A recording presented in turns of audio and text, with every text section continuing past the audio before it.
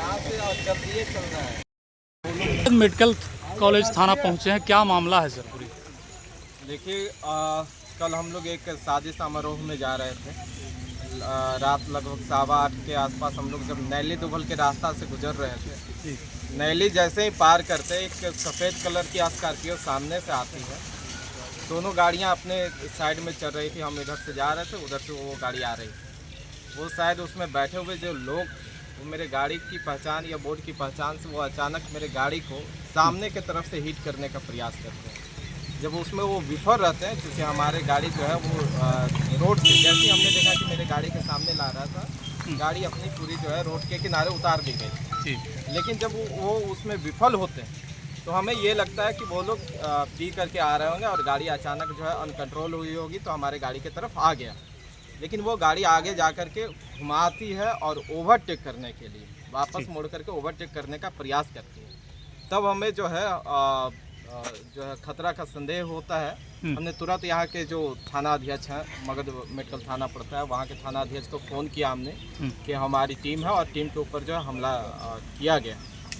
और इसके बाद हम लोग गाड़ी वहाँ से, क्योंकि गाड़ी रोकते नहीं है हम लोग, भाई हमारे पास ना कोई सुरक्षा का जरिया है ना कुछ और व्यवस्था है, हम लोग वहाँ से गाड़ी को निकालते हैं। और ये भी अंदेशा लगता है कि जिस प्रकार से वो गाड़ी तेज़ी से मोड़ता है, हमें ये लगता है कि उनके पास कुछ भी हो सकते हैं, कोई भी व्यक्ति बैठे हो सकते हैं, उनके हाथ में हथियार भी हो सकते हैं। हम लोग गाड़ी वहाँ से निकाल देते हैं। गाड़ी जैसे ही हमारी आगे बढ़ती है, वो पीछे से हॉर्न और डिपर के माध्यम से ओवरटेक करने का प्रयास करता है।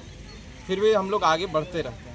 आगे जाकर के गोपी बिगहा से पहले वो हमारे गाड़ी को ओवरटेक करते हैं, सामने हमारे गाड़ी को ला करके अपनी गाड़ी खड़ी करते हैं। उसमें से 7 से 8 लोग उतरते हैं और सीधे हमारे गाड़ी पे हमला कर देते हैं। गाली गलौज करते हुए शीशा पे वार करने का प्रयास करते हैं, शीशा तोड़ने का प्रयास करते हैं। हमारे बगल वाले सीट पे जो गाड़ी चला रहे थे हमारे जिला प्रभारी रोशन गहलोत जी हैं, इनके तरफ जाकर के वो शीशा तोड़ने का प्रयास करने लगता है। हमने कहा इनको कि आप शीशा उतार दीजिए। गाड़ी टूटने से, क्योंकि हमें लगा कि कोई होगा तो बात करके जो है सुलझा लिया जा सकता है, बात किया जा सकता है। ये जैसे ही शीशा डाउन करते हैं, इनको पर हमला किया जाता है और इनको कॉलर पकड़ के बाहर खींचने का प्रयास किया जाता है। जब ये नहीं उतरते, हमने देखा कि लगातार वो फैट चलाने का, हाथ चलाने का काम कर रहा है। इनको हमने कहा कि शीशा ऊपर कीजिए। वो फिर मेरे तरफ आते हैं और लगातार ये कहते हैं कि तुम बाहर निकलो नहीं तो तुमको जान मार देंगे, गोली मार देंगे। इस प्रकार की तमाम धमकियाँ, गाली गलौज वो कर रहे होते हैं। लेकिन गाड़ी में हम लोग भी 5-6 लोग थे। इतना में ही उसमें से एक व्यक्ति ने फ़ोन किया और फ़ोन के माध्यम से तुरंत जो है 4 से 5 मिनट के अंदर उसी स्थान पे 3 बाइक से 8 से 9 की संख्या में कुछ और लड़के आते हैं जो बहुत ज़्यादा एग्रेसिव होते हैं। और एग्रेशन के हमें लगता है मुख्य वजह ये था कि उनके पास हथियार भी होंगे। लाठी डंडे तो थे ही इन लोगों के पास, उनके पास हथियार भी होंगे। वो आते हैं, सीधे बोलते हैं कि तुम बाहर निकलो, तुमको मार देंगे, निकालो इसको बाहर, इसको मार देते हैं। इसका साज के रूप में 1-2 वीडियो हमने करने का प्रयास किया, क्योंकि इतना एग्रेसिव वो लोग थे कि हमारे एक साथी वीडियो बनाने का प्रयास भी किए, उनके ऊपर सीधा डंडा से वार किया, वो बच गए, बाल बच गया। हम लोगों ने जब ये देखा कि अब बातें बहुत आगे बढ़ रही है और गाड़ी में हम अगर बैठे रहेंगे तो आसान शिकार हो जाएंगे उनके, अगर वो गोलियां चला देते तो बहुत आसान शिकार हम थे उस समय। इसलिए ये सोच कर के भी हम लोग गाड़ी से उतरते हैं, उनसे जाते हैं, बात करने का प्रयास करते हैं। इसी दरमियान में जो है थाना की गाड़ी वहाँ पे नज़र आती है और वो लोग थाना की गाड़ी को देख करके वहाँ से निकल जाते हैं। हम लोग उन्हें वहाँ पे रोकने का, ब्लॉक करने का भी प्रयास करते हैं, लेकिन वो लोग जो है निकल जाते हैं वहाँ से। अभी हम लोग मगध मेडिकल थाना में आए हैं इसको लेकर के लिखित शिकायत करने। लेकिन देखिए, जब तक यहाँ के वरीय अधिकारी नहीं समझे, ये मेरे साथ पहली घटना नहीं, ये तीसरी घटना है। आप सभी उस समय भी थे जब आमस में एक पीड़ित परिवार से मिलने गए और वहाँ पे किस प्रकार से पूरा जो है जो विरोधी था, जो अपराधी थे, जो उनके परिवार के साथ मारपीट किए थे, वही अपराधी तबके के लोग हमारे संगठन के हमारे ऊपर हमला करने का प्रयास किया था। उस समय भी हम लोगों ने आमस थाना में आवेदन दिया था। उसके बाद भिंडस वजीरगंज में जो सुरनी ग्राम में महिला के साथ रेप किया गया, परिवार के साथ मारपीट किया गया, उस मामला में जब हम लोग जाते हैं तो हमारे साथ उस प्रकार उस समय जो है यहाँ के दबंग लोगों के द्वारा फ़ोन के माध्यम से गालियाँ दी गई, धमकियाँ दी गई, जान से मारने की धमकियाँ दी गई। उसको लेकर के भी हम लोग गया SC/ST थाना में मुकदमा दर्ज करवा चुके हैं। आज हम लोग मगध मेडिकल थाना में आए हैं। अब हमें ये लगता है कि जब तक हम लोग या तो मारे ना जाए या जिला ना छोड़ दें, क्योंकि अपराधी बेलगाम है और अधिकारी का उन पर संरक्षण है। ऐसे लोगों का अगर अपराधियों पे संरक्षण रहेगा तो इनके मनोबल तो दिन प्रतिदिन बढ़ते जा रहे हैं। और जब हम जैसे लोग सुरक्षित नहीं हैं, जिनके साथ 10-15 लोग साथ में हमेशा चलते हैं, जिनके पास 4 चक्का गाड़ियां हैं, जो समाज की लड़ाई को लड़ते हैं, अपने अधिकार को जानते हैं, पुलिस प्रशासन कानून व्यवस्था को जानते हैं, अगर वो सुरक्षित नहीं है तो गरीब वंचित शोषित समाज जो गाँव में बसते हैं वो कितने सुरक्षित होंगे। तो ऐसे अपराधियों को अब सोचना पड़ेगा। देखिए, कल जब घटना घटी उसी समय वहीं से हमने एसएसपी महोदय को 2 कॉल किए, उनका अभी तक रिस्पांस नहीं आया। ना उन्होंने मेरा फ़ोन रिसीव किया और ना अभी तक उनके दफ्तर से या उनके तरफ से कॉल किया गया। सिटी एसपी महोदय को भी हमने फ़ोन किया, उनके तरफ से भी अभी तक कोई रिस्पांस नहीं आया। जब ये वरीय अधिकारी हम जैसे लोगों का फ़ोन को इग्नोर करते हैं तो क्या फ़ोन उनको संबंधी से बात करने के लिए उपलब्ध करवाया गया है या फिर बड़े बड़े नेताओं से डील करने के लिए करवाया गया है? ये जो नंबर जारी किए गए हैं ये गरीबों के लिए किए गए हैं, जो दूर दराज में रहते हैं उनके लिए किए गए हैं, जो जिनके पास अपने पैकेट में आने की भाड़ा नहीं है और जो किसी समस्या में है उनके लिए करवाया गया है, इमरजेंसी के लिए करवाया गया है। और जब जान पे बंद आए उससे बड़ा इमरजेंसी किसी व्यक्ति के लिए क्या हो सकता है। अगर उस समय इनका फ़ोन नहीं उठता 8-8:30 बजे समय में, ऐसा भी नहीं है कि आधी रात थी और वो सो रहे होंगे। तो हमें सोचने वाली बात है कि इन अधिकारियों को कब तक हम लोग ऐसे छोड़ते रहेंगे। इन अधिकारियों को अब जगना पड़ेगा, अपराधियों पे नकेल कसना पड़ेगा। अगर नहीं कसेंगे तो भाई समाज को अब सोचना है कि क्या सौरभ जैसे व्यक्ति मारा जाए या जो समाज की लड़ाई लड़ रहा है इसको संरक्षण समाज का मिले। अधिकारियों पे जो कार्रवाई नहीं करना चाहते इनको झकझोरने का, जागरूक करने का प्रयास किया जाए, इन्हें उठाने का प्रयास किया जाए। और जो अपनी जिम्मेदारी को नहीं उठा पा रहे हैं या करप्शन और भ्रष्टाचार में लिप्त है उन अधिकारियों पे इन दफ्तरों को छोड़ने के लिए मजबूर किया जाए। ये पीछे आओ ना, पीछे आओ ना। देखिए, इसको लेकर के जैसे हम लोगों ने थाना को भी सूचित किया, आवेदन दिया FIR करने को लेकर के। लेकिन जिस प्रकार से घटना है, ये छोटी घटना नहीं, पूरे ज़िला में इस प्रकार की घटना हो रहा है और मेरे साथ हो रहा है, चलो हम तो लड़ लेंगे। लेकिन वैसे वर्ग, वैसे लोग जो यहाँ तक नहीं पहुँच पा रहे हैं, जिनको थानाओं तक नहीं घुसने दिया जा रहा है या थाना वो जा भी रहे हैं तो उनकी बातों को नहीं सुना जा रहा है।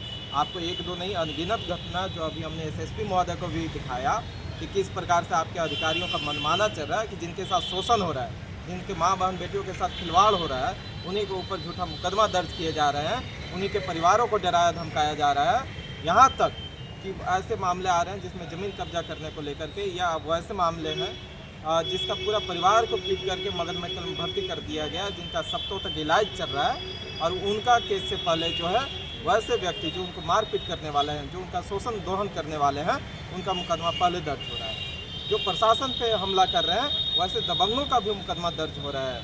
तो आप समझ जाइए कि यहाँ पे कानून व्यवस्था एकदम जो है निरंकुश हो चुका है, कानून व्यवस्था ध्वस्त हो चुका है। और ये तभी संभव होता है जब वरीय अधिकारियों का जो है रवैया सही नहीं हो, वरीय अधिकारियों का नियत सही नहीं हो, कानून व्यवस्था स्थापित करने में, विधि व्यवस्था को सुरक्षित और संयोजित करने में, तब ऐसे अपराध जो है बढ़ते हैं। और उसी अपराध का ये वजह है कि वैसे मुद्दों को जब हम लोग गांव से उठा करके, वैसे घटनाओं को जिसको थानाओं तक नहीं पहुंचने देता, वैसे घटनाओं को जब हम लोग जो है थानाओं तक, SSP तक, वरीय अधिकारियों तक पहुंचाने का काम करते हैं, तो ऐसे लोग जो है हम पे हमला करने का काम। कैसे कीजिएगा समाज सेवा आप लोग? देखिए, हम लोग पर हमें हमला होते जा रहा है, कैसे समाज सेवा? भीम आर्मी के लोग डरे हैं और हम शहादत देने से भी पीछे नहीं। जब समाज को शहादत की आवश्यकता थी तो 2 अप्रैल को 2017 को हम लोगों ने जो है 13 लोगों ने जो है भीम आर्मी के लोगों ने शहादत दी थी। और आज भी भीम आर्मी के कई साथी जेल जा रहे हैं, लाठियाँ खा रहे हैं, अपना जीवन समर्पित कर चुका है समाज के लिए। तो गया जिला भी उसमें पीछे नहीं है। गया जिला के भी तमाम क्रांतिकारी साथी जो है छाती तान करके ऐसे समांतवादी मनोवादियों के साथ लड़ाई लड़ने को तैयार हैं। हमारी जो ये लोग हैं, ये अपने समाज की लड़ाई लड़ने के लिए अपने श्वास का अंतिम श्वास भी जो है समाज पे अर्पित करने के लिए तैयार है। समाज के लिए आप लोग लड़ाई लड़ रहे हैं, लेकिन आप लोगों को भी टारगेट की जा रही है। जहाँ तक कि देखा जाए तो जिला अध्यक्ष, यहाँ तक के आज़ाद समाज पार्टी और भीम आर्मी के जो राष्ट्रीय अध्यक्ष है वहाँ तक के जो है उन लोगों को टारगेट किया जाता है, पत्थरबाजी किया जाता है। इस प्रकार के हमले जो है लगातार देखने के लिए मिल रहा है, क्या कुछ कहेंगे? जैसे जो रात की घटना है, लगभग 8:15 बज रहे होंगे समय, और हम लोग एक तिलक समारोह में जाने वाले थे। तो नैली और दुबल रोड से हम लोग जा रहे थे, सामने से स्कॉर्पियो गाड़ी आई है स्पीड में, जैसे लगता है कि सामने से वो टक्कर मार देती। तो हम लोग को लगा कि शायद शराब पी के गाड़ी चला रहा, हम लोग साइड कर लिए और आगे बढ़ गए। लेकिन वो गाड़ी घुमा करके आगे गाड़ी खड़ा किया और उसके बाद गाली गलौज देने लगा और शीशा तोड़ दिया मार करके, हाथ चलाने लगा, यहाँ तक लाठी डंडा लेकर निकला। लेकिन जब लोग कुछ समझ पाते हैं हम लोग, उससे पहले वो ताबड़तोड़ लाठियाँ बरसाने लगा। फिर हम लोग को लगा कि बाहर निकलना चाहिए, क्योंकि अंदर रहेंगे तो शायद और भी ज़्यादा घातक हो सकता है। बाहर निकल करके हम लोग पूछने का प्रयास कर रहे हैं कि आखिर हम लोग पे ऐसे क्यों कर रहे हो। तब तक वो फ़ोन किया और 3-4 गाड़ी और आ गई मोटरसाइकिल से, और वो सभी लोग दम ये गाली देने लगा कि लाओ उसको खींच करके निकालो, सौरव राज जी को खींच कर निकालो। ये भी बाहर निकले हुए थे, हम लोग इनको फिर साइड किए कि नहीं हट जाइए, आखिर कुछ तो माजरा है, समझ पाते। तब तक ये पुलिस को भी फ़ोन कर दिए थे। पुलिस को आने में कम से कम 10 मिनट लगा समय वहाँ पे, और वो लोग मारपीट करके वो फिर निकल गए वहाँ से। कितने की संख्या में उन लोग अपराधी थे? वो लोग कम से कम 15 से 20 की संख्या में थे, क्योंकि पहले वो स्कॉर्पियो में 8 से 10 बैठे हुए थे। उसके बाद जो बाइक से आया 3-4 बाइक से, उस पर 2-3 करके बैठ के आया था। लेकिन जब उस समय उन्होंने रात्रि में एसएसपी को कॉल किया, सिटी एसपी को कॉल किया, अभी तक कोई कॉल बैक नहीं आया। जो जिला अध्यक्ष हैं भीम आर्मी के, जो जिला संभाल रहे हैं, उनका ये हाल है, तो फिर आम पब्लिक के लिए फिर क्या होगा? आम पब्लिक जब एसपी को कॉल करते होंगे तो उनका तो कोई रिस्पॉन्स ही नहीं मिलता है। आखिर ये पुलिस प्रशासन को जो खर्चा मिलता है आईपीएस को, ये आम जनता के वेतन से काट करके उनकी सुविधाएं दी जाती है कि वो हमारी रक्षा और सुरक्षा में लगे रहें। लेकिन जब कॉल नहीं रिप्लाई आता है, ना आज तक ये कि क्या हुआ, तो कहीं ना कहीं ये बहुत ये दुर्घटना बड़ा शर्मनाक है, और पुलिस प्रशासन का रवैया बहुत ख़राब है। अब तक क्या कोई कार्रवाई हुई है क्या? अब तक कोई कार्रवाई नहीं। हम लोग अभी मगध मेडिकल थाना में आए हैं, एसएचओ साहब से मिले हैं, यहाँ पे आवेदन दिया गया है, और लगातार हम यही मांग करेंगे कि ये जो गया क्षेत्र है इंटरनेशनल है, बोधगया जाने का रास्ता हो सकता है, हम लोग लोकल हैं तब हमारे साथ हुआ। हमारे ज़िला में विदेश के भी लोग आते हैं, हर राज्य के लोग आते हैं, अगर उनके साथ होगा तो वो क्या करेंगे? कुछ दिन पहले भी वो जो क्षेत्र है वहाँ पे लगता है शराब बिकता है, क्या है, क्योंकि शराब पिए हुए था। तो बिहार में शराब बंद है और लोग शराब पी करके हमला कर दे रहे हैं। लगता है बिहार में कोई शासन नाम को कोई चीज़ नहीं है, ये भाजपा निरंकुश हो चुकी है, और हम जैसे लोगों पे लगातार हमले करवा रहे हैं जानबूझ करके। आपने देखा होगा कि नगीना सांसद चंद्रशेखर आज़ाद जी पे भी हमला हुआ, फिर जी पे भी बिहार प्रदेश। आपके पास हम लोग आए, रात एक घटना घटी सौरभ जी के साथ में, उसी बातों को लेकर एसएसपी साहब को सारी बात हम लोगों ने सुनाया और बताया, लेकिन कुछ खास आश्वासन नहीं मिला उधर से, और मुझे उम्मीद नहीं है कि न्याय मिलेगा, क्योंकि अगर न्याय नहीं मिलेगा और इस तरह की घटना लगातार होती रहेगी तो मैं इस घटना को कड़े शब्दों में घोर निंदा करता हूं इस घटना की। और मैं पुलिस प्रशासन से ही कहता हूं कि भाई इसको संज्ञान में लेकर और जो दोषी हैं उन पर कार्रवाई किया जाए, ये उनकी जिम्मेवारी बनती है, और माहौल को शांतिपूर्ण तरीके से रहने दिया जाए। नहीं तो अगर ये कार्रवाई नहीं होती है तो फिर हम लोग मजबूर होंगे इन्हीं बातों को और ऐसे ही मुद्दों को लेकर सड़कों पर उतरने के लिए, और इसकी जिम्मेवारी फिर एसएसपी महोदय की या प्रशासन की, थाना की होगी। ये इसके जिम्मेवार ये खुद होंगे। धन्यवाद।